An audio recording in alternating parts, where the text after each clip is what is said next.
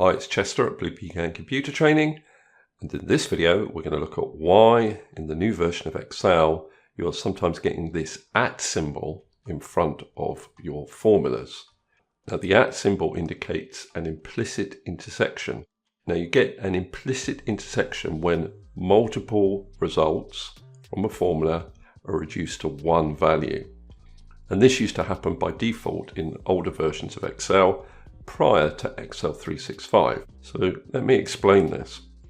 What I'm doing here is I'm wanting to work out what percentage of sales in January each crisp achieved. So the first calculation would be 4846 divided by the sum of all of these values.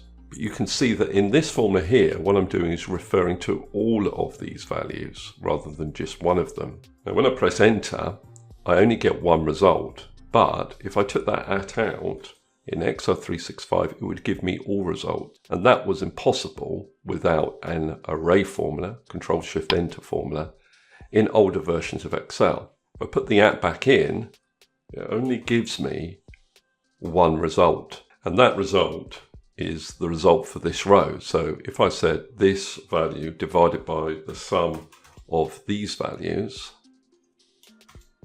then I get the same answer.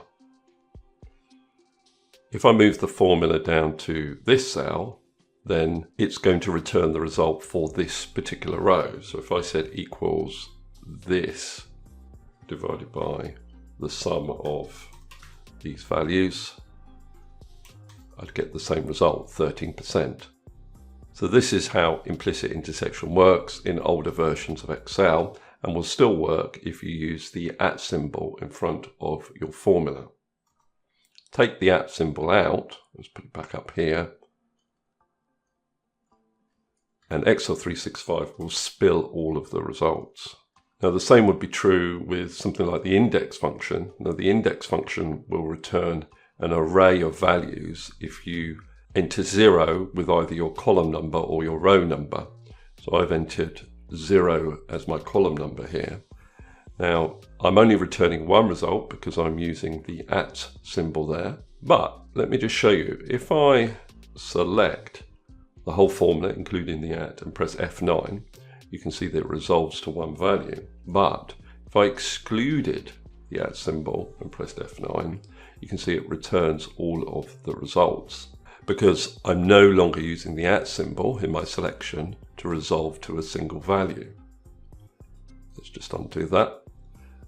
So at the moment, because the @ symbol is being used, it only returns one result, but if I take it out, it returns all of the results from the index function. Okay, that's all I wanted to cover in this particular video.